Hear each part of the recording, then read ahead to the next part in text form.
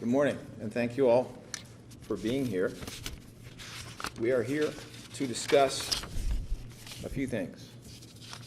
First, we are here to discuss and to show two body-worn camera videos relating to the death of Eddie Irizarry.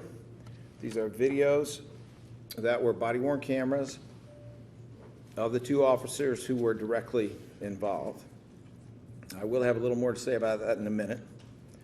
We're going to show those videos. One is about 10 minutes, one is about 12 minutes. We will show the most relevant portions, but so that we are clear and consistent with the family's wishes, this press conference will not conclude until you have had the opportunity to watch all of it, all of each one. So while we will immediately play a shorter portion, the entirety will be made available to you today. For those of you who would like to obtain an electronic copy of these videos, you need to email our Chief of Communications, Jane Rowe, at jane.rowe@phila.gov. She will vet those requests and she will provide video.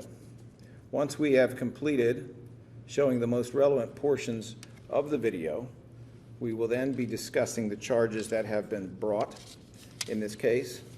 Obviously, many of you are familiar with the fact that ex-police officer Mark Dial has turned himself in this morning to face the charges. We will go through those charges, and then we will, consistent with our obligation to try this case in a courtroom, not in the media, we will be hearing and we will be providing answers where we can. But I want to start discussing the videos. First of all, I need you to know that the family of Mr. Irizarry, as well as their counsel, were invited to our office for the purpose of reviewing these videos. They did review these videos. And we had very lengthy and detailed discussions about their wishes. While it was not their decision what we would do, we were careful to talk to them in detail, to talk to them after, at their request. They watched the entire videos, even to check in the next day, to make sure that this was what they wanted to do. And what they said to us was that they wanted the videos played in their entirety. They wanted no portion of these videos blurred. When they came in and before they had seen the videos, which I had seen multiple times, as well as the attorneys behind me, whom I will introduce in a moment, I warned them repeatedly that this is extremely difficult to watch, that there is always some level of trauma, especially for family members, associated with watching something that is extremely violent.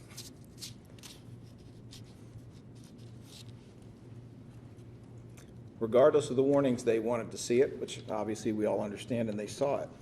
I hope anyone who is considering looking at these videos in the public, I hope that any adult will think twice and think 3 times about allowing children to see these videos. And frankly, I hope any adult will think twice about watching these videos, because in some ways and for some people, they will be traumatic. Nevertheless, even though it is our decision, after long and close consultation with the family, we have decided to follow their recommendation. I also want you to know that the family repeatedly said to me, and the family's counsel repeatedly said to me, they do not want any criminal unrest. They do not want any rioting. They do not want any looting. They do not want anyone to claim that what this video depicts or the nature of the case or the event itself justifies any criminal behavior, that would be a violation of their respect, their love, and their reverence for young Eddie Irizarry. They certainly can articulate it better than I can, but that is what they said.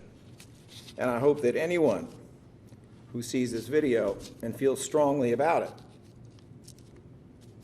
will follow their heart when it comes to the lawful, peaceful exercise of free speech under our Constitution. But I hope they will also understand that free speech is not a license to commit any crimes. We will be playing both of these videos in their most relevant portions, and then at the conclusion of Q&A, we will play the remainder. We're not going to play them multiple times for you because you will have electronic access to the videos, and you will, those of you in the media, be able to look at them at your leisure so that you can complete your important and necessary reporting. They will be played in this order. First, we will be playing the body-worn camera of Officer Dial. Officer Dial was initially, as you know, the passenger in the police vehicle, and you will see some of that on the video. He eventually shot to death Mr. Irizarry. That will be video 1. Video 2 is of the man who was with him, the officer who was with him in the car that day, who was the driver and did not fire his gun. And that view will be more from the passenger side. Finally, before we show the video, I want to make sure that I introduce the individuals who are behind me, because an incredible amount of work has gone into the careful decision-making around the release of the video and the charges in this case. We have with us Leandra Rataco, who is the chief of the Special Investigations Unit. We have Karima Yelverton, and that's K-A-R-I-M-A. Yelverton is Y-E-L-V-E-R-T-O-N, who is an assistant district attorney in the Special Investigations Unit assigned to this case. And we have Clark Beljean, that's C-L-A-R-K-E. Beljean is B-E-L-J-E-A-N, who is an experienced and senior attorney within the Special Investigations Unit, who will also be working very closely on this case. I'm going to ask that the lights be lowered for the purpose of showing video number 1, and video number 1 is the body-worn camera of then Officer Dial. Sure.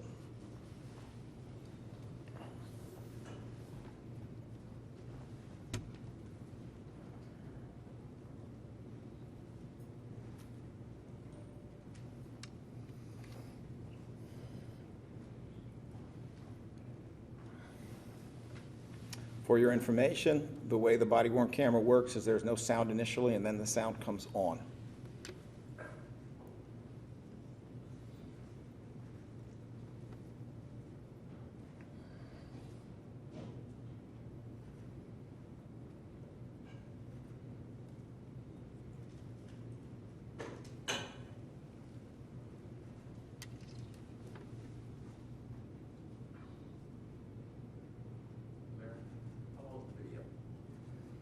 One of them is 10 minutes, the other is 12 in their entirety.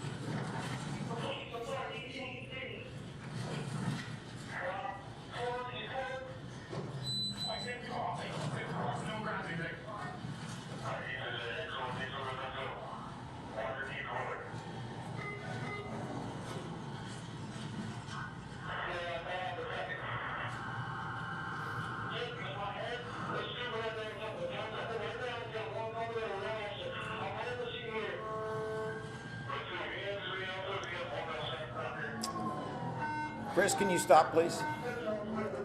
Thank you. Are you able to indicate what minute and second we have come to? 3:28. 3 minutes and 28 seconds. All right.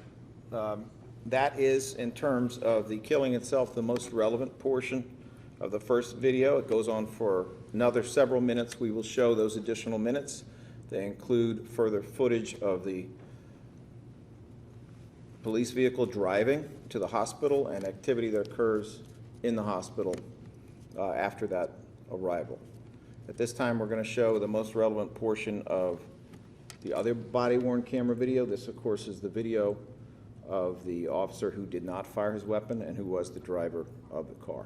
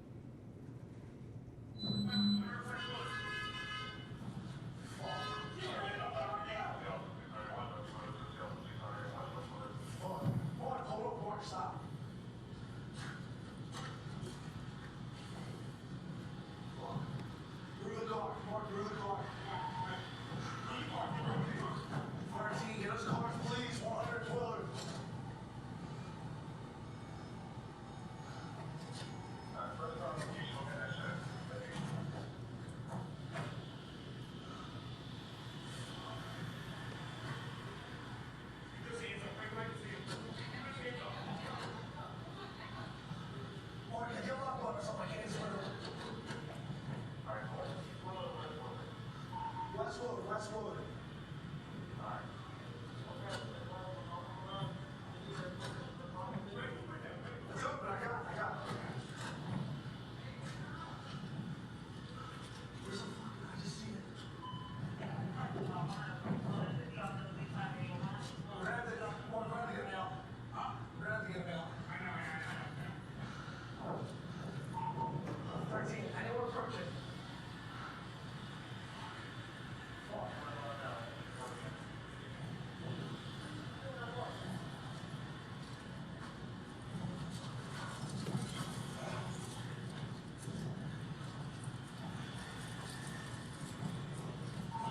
We're gonna have to scoop now.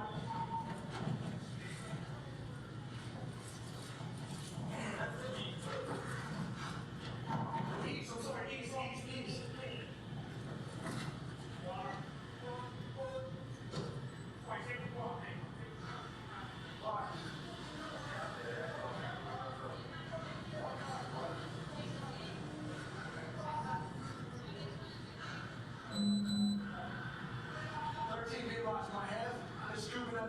Tell someone right now we got one coming in with one officer. I'm holding the scene here.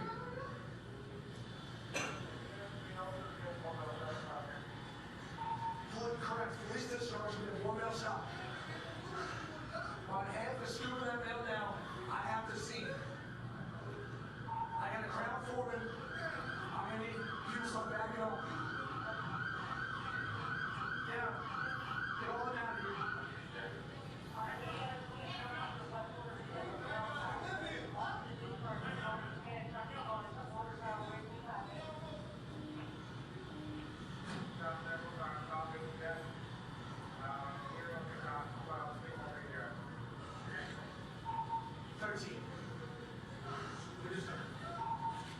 It's 100 East Willard.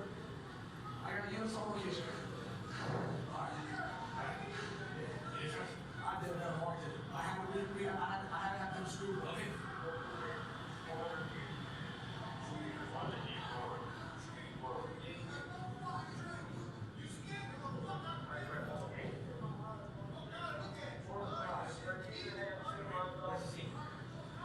13, I got the units with me. I got the ESD unit with me, and I have 24 X-ray. That's the location, 100 East Floyd.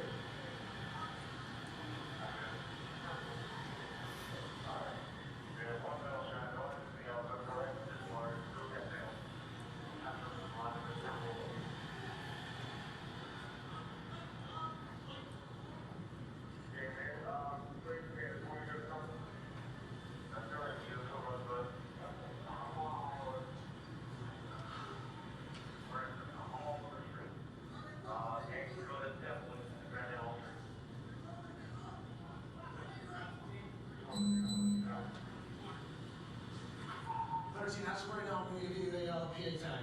Louis Pat Barney 5573. C's going to be consistent of this vehicle and a little bit of the side looking. Alright, Louis Pat Barney 5573. Correct. It's going to be on a Toyota, the one I was trying to come over with earlier. The next one with the VIN should be 1595. Chris, can you stop it, please, and tell us what minute and second we have come to? 5:29. 5:29. Second video is 9 minutes and 44 seconds. We're at 5 minutes and 29 seconds. The first video is approximately 12 minutes. As I said, we will show in their entirety the rest of those videos at the conclusion of the main portion of this press conference.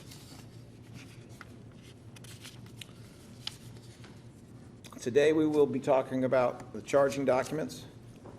Those documents represent allegations. This defendant, like every other criminal defendant, is presumed innocent.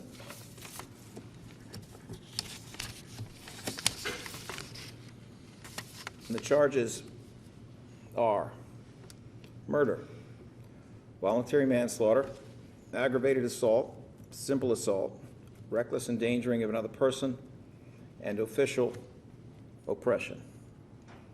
As I said before, Mark Dial's presumed innocent until proven guilty in a court of law. We intend to try this case in a court of law, not in the media, and therefore our responses to questions will be limited. But I will say this: these body-worn cameras, these body-worn camera videos will be introduced into evidence, most likely at both the preliminary hearing and at trial. They are crucial evidence in the case, and in many ways they speak for themselves. Are there any questions at this time? What is it about that video that makes you charge him with murder? Mr. Cole, these videos speak for themselves.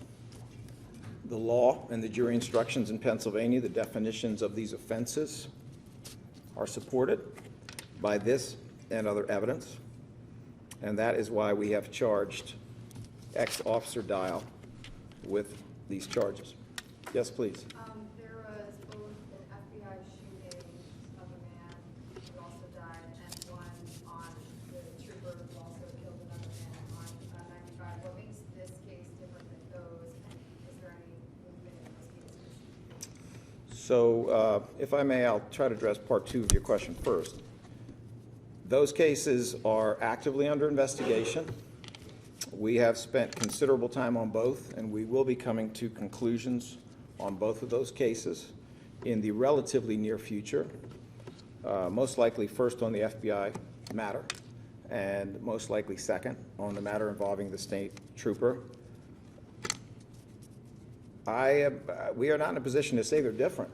I think that that is a conclusion that can't be drawn at this time. Obviously, all three of those factual scenarios are different, but as we come to our determination in those cases, we will be more specific about the bases for those determinations. Mr. Krasner, does the video provide any clarification as to whether Dial's partner yelled that there was a knife or a gun? The video does contain audio. I understand that you have not had the benefit of seeing and listening to these videos repeatedly, as I have, and as all the attorneys behind me have.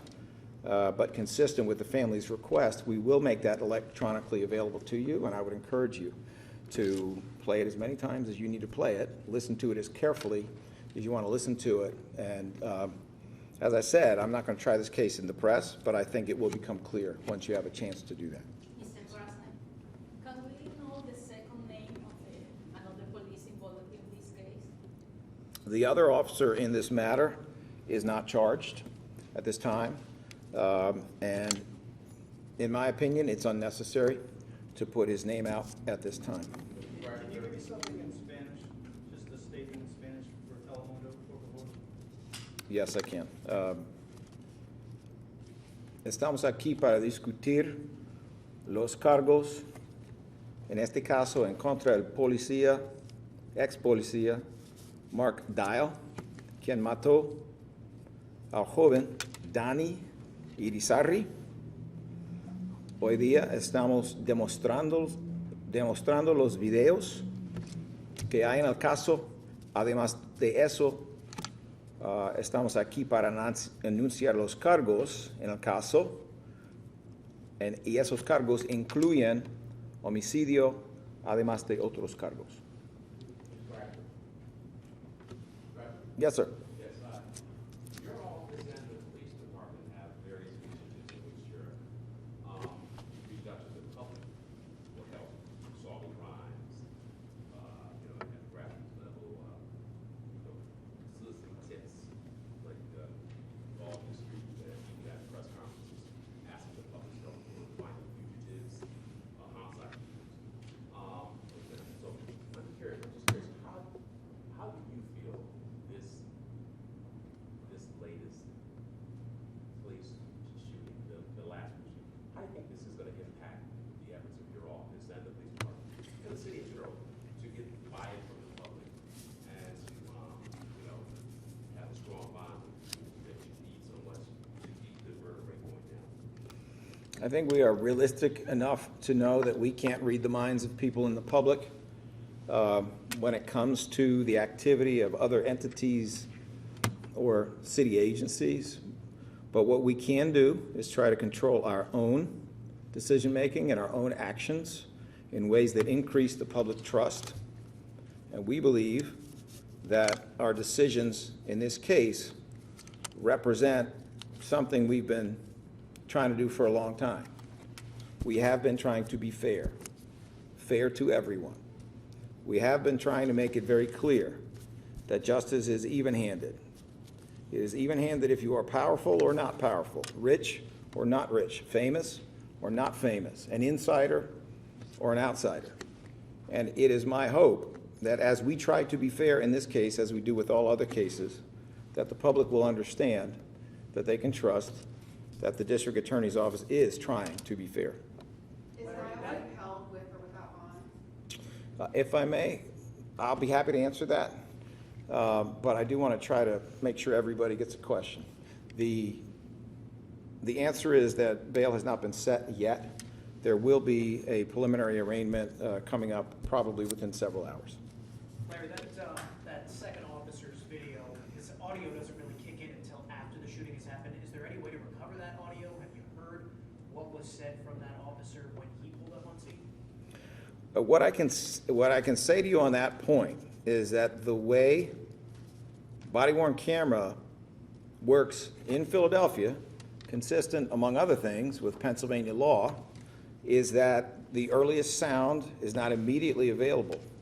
I will try to answer your question on whether there's any way to recover it. If you just give me a second, I'll step back.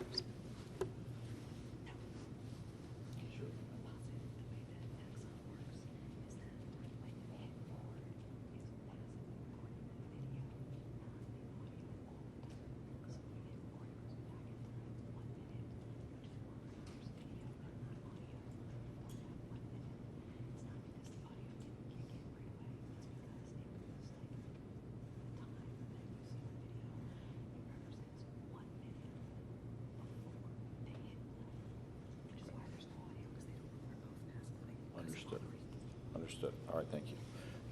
To the best of our knowledge, the answer is no.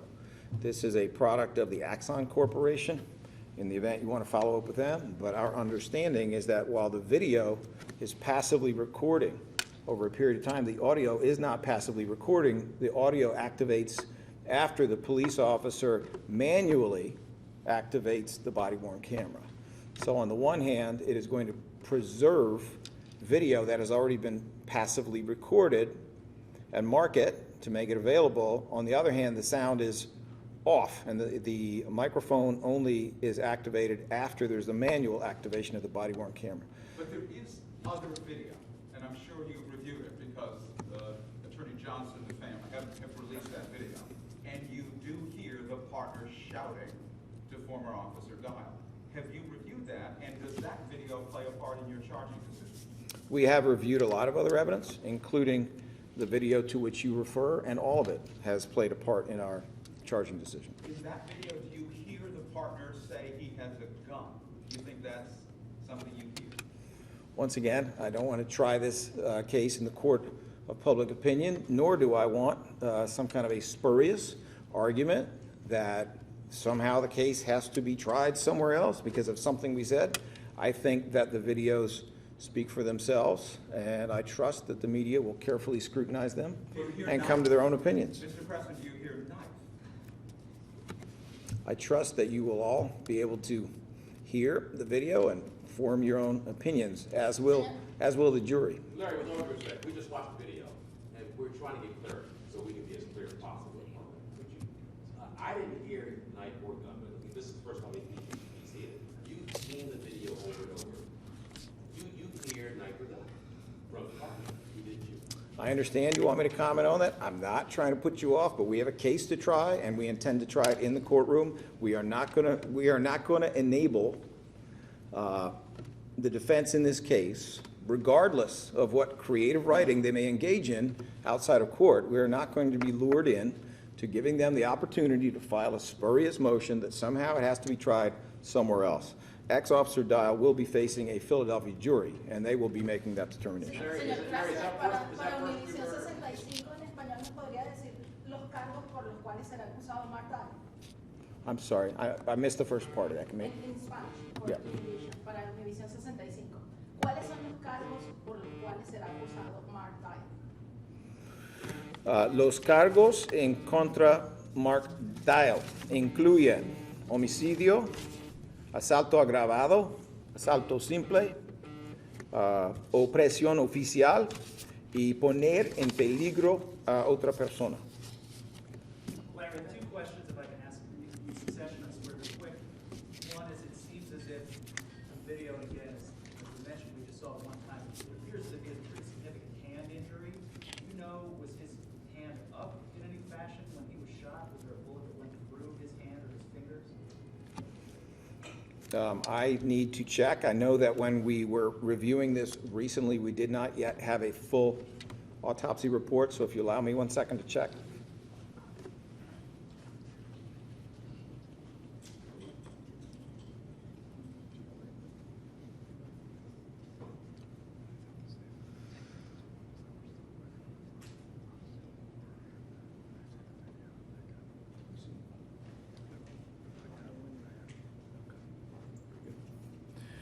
At this time, we only have a preliminary autopsy. We do not have a final, and therefore, we will not be answering that question more fully until we see the final autopsy. You charged him with murder, which includes first degree, which is an intentional killing. Why first degree murder in this case? Do you believe this was an intentional killing? Once again, we're going to try this in a courtroom, but there is no question in my mind that the affidavit of probable cause, the evidence delineated in there, which was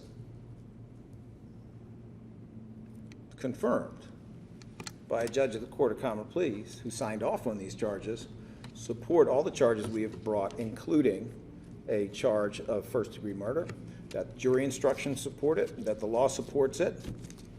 And frankly, in my opinion, it's not even really a discussion that we have in other cases that do not involve a defendant of this category. I don't think we're saying anything more than the obvious when we say that firing 6 consecutive charges at close range at a vital part of the body of a person under the law is strongly supportive, together with other evidence, of all of these charges. Why should the public, Mr. Krasner, have any confidence in your office's ability to successfully prosecute this case in light of your office's monumental failures and misconduct in dealing with other police officer arrests and prosecutions? I'm sure you remember the Ryan Pownell case where Supreme Court Justice Dougherty accused you of using the grand jury process to produce a, quote, tainted, unquote, grand jury presentment. You said, quote, your office was driven by a win-at-all-costs culture, quote, that treats a police officer differently than other criminal defendants. And Judge McDermott agreed, tossing out your grand jury presentment, saying it was, quote, riddled with errors and, quote, no good, and she dropped all the charges against Pownell. So why should the public have any confidence in your ability to successfully prosecute this case? I think the public knows what this office stands for. I think they have seen our successes and not our temporary challenges. But I encourage you, Mr. Cipriano, to ask the public. Are there any other questions? Mr. Krasner, there's been a lot of back and forth between what happened here, what the officer said. You know, we've heard from Mr. Outlaw, who was announced she's stepping down. We've heard from the family. This is the first time we're hearing from you. Is that back and forth and the taking back of the initial story going to play at all in your investigation? It's important that we bring the evidence. It's important that we bring into a court the evidence and argue from it what the facts are and how the law applies to those facts.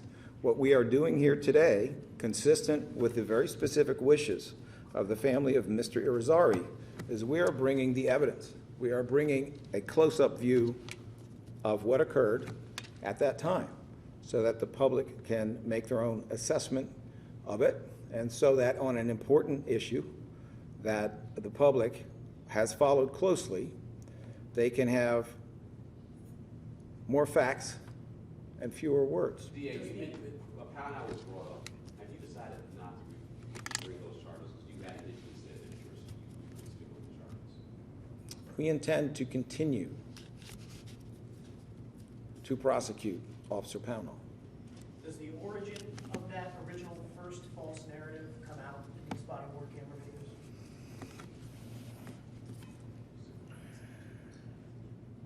It's a very interesting question.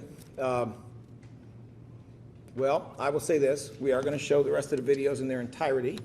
If you have the time, I hope you'll hang in there. And I will respectfully suggest that maybe you can draw your own conclusions there. Obviously, in a quickly developing situation like this, there are times when there is also verbal communication behind the scenes. But I will tell you this, I have no specific knowledge of how it is that the first version to come from PPD originated. So it's your view that when he gets out of the car, or is it your view that when Dial gets out of the car, his intent is to kill the drunk? We are not going to comment further on that, although that sort of theory is in no way required by the law in order to support these charges. Mr. Krasner, as someone who has prosecuted officers before and seen a lot of body camera footage, can you comment on what stood out to you about this specific footage? I think the most important thing that I can say to the public about what stood out to me is think twice about watching it. This is extremely difficult video to watch, and I watch a lot of very difficult video. Are there any other questions? There is some description, and this came from, I think, Attorney Johnson, that his client is holding a knife, and that he could see it on the body cam video when he watched it, when you showed it. Do you see that? I believe that when you have a chance to review it in more detail, you'll know exactly what Mr. Johnson is talking about. And I believe you will be able to make observations to make your own determination on that. Can you release the affidavit? Public document, charge. 1 second, please. Leandra.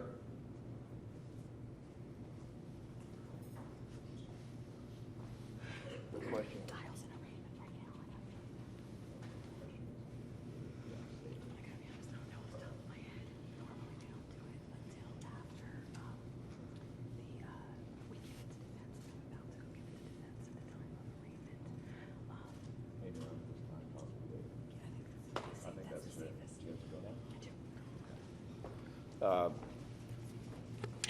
SIU Chief Landry Rataco is leaving, but she is leaving because and so is ADA Karima Yelverton, because the arraignment appears to be occurring soon. The short answer is not at this time, but there will be a time when we can do that. Would you go through the charges one more time and just say a little more slowly?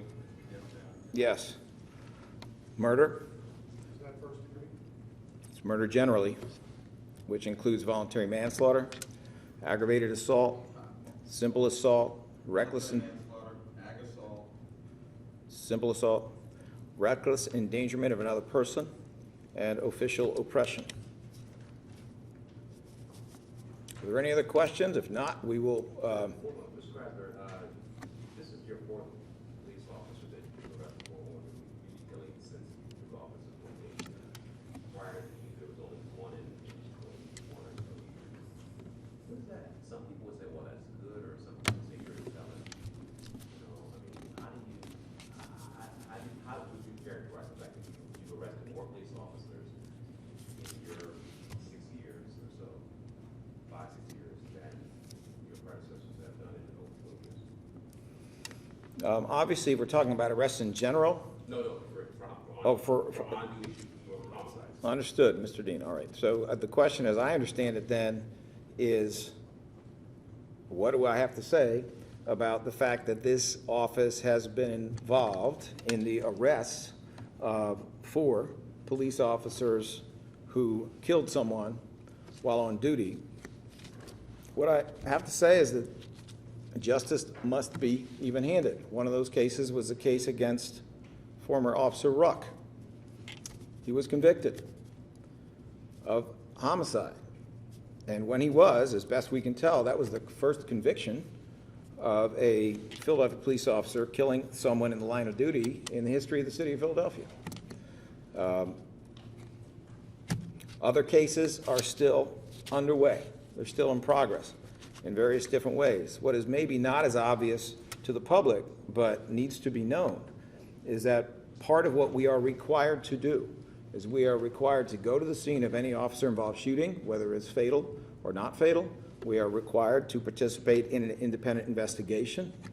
We do these investigations all the time, and the universe of what has occurred here is not the 4 that we have brought. The universe of what is occurred includes many, many, many others that we have investigated where we have determined that there was no crime, and so we did not bring charges. We try our very best to be fair and to be even-handed, but we will not cover up for power.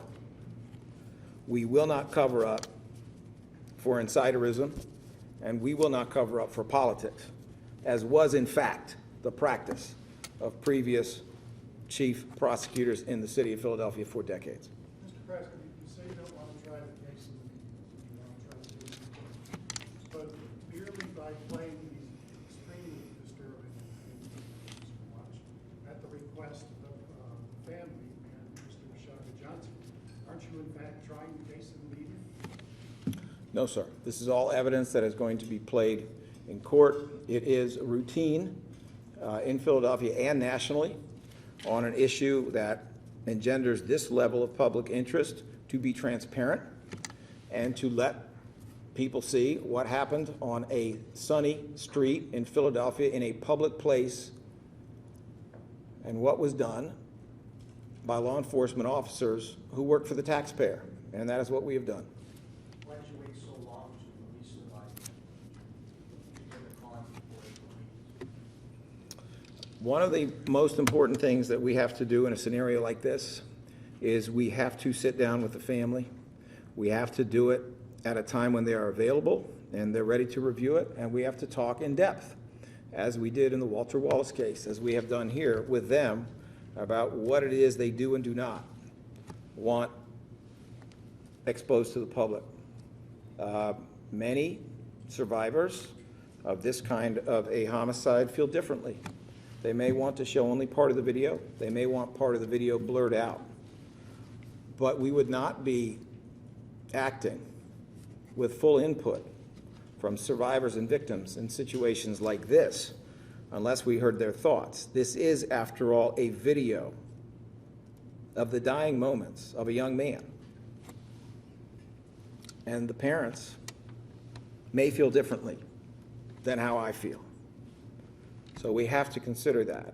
What often happens to a family who have lost a loved one is they're immediately traumatized in grief, arranging for a funeral and carrying out that funeral, which is what happened here. We met with them very shortly after that funeral.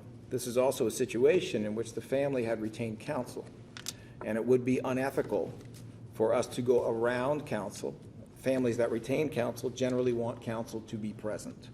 So our communications with the family had to be through their attorneys, and our communications with those attorneys began long before the family actually sat down with us and reviewed these videos. We were on the phone with their counsel for a few hours, well in advance of the time when the family accepted our invitation to come in and sat down with us.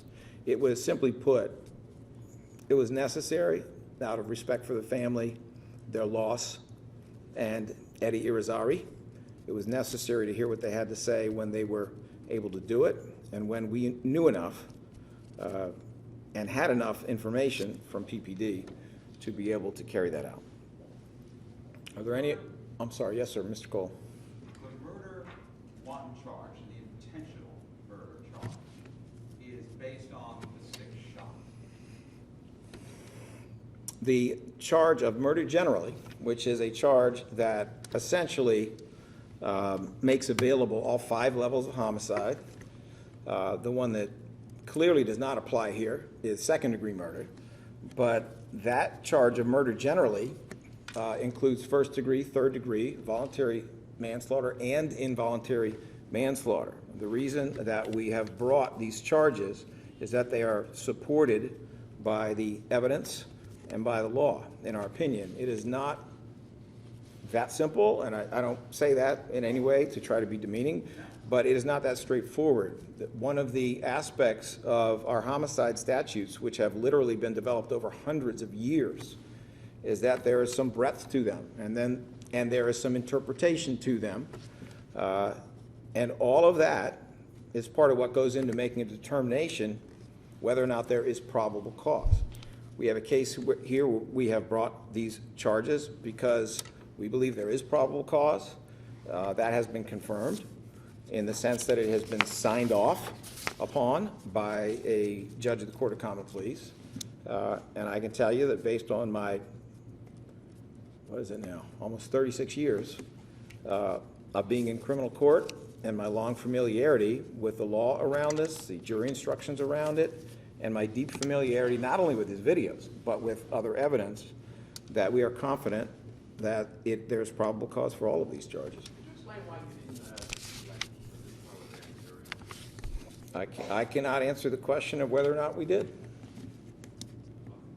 Was he hit with all 6 bullets that were fired at him? At this time, we have only a preliminary autopsy report. We don't have a final. We will be able to answer that more fully when we have a final. But at this point, I can't answer that question. Has his partner talked to you as part of your investigation? This is an ongoing investigation. It would be inappropriate for me to answer that question, not only because it may or may not implicate laws that prevent me from doing it, but also because this investigation is not concluded. All right. Thank you for those questions. At this time, we are going to play the remainder of these videos. If it is of help to you, we can play them from beginning to end, starting with the approximately 12-minute dial video and concluding with the second one. If you would prefer, we'll simply play the remaining portions. Is there any preference? Full, okay. Let's go back to the beginning on the first video, please, and then we will start from the beginning on the second video.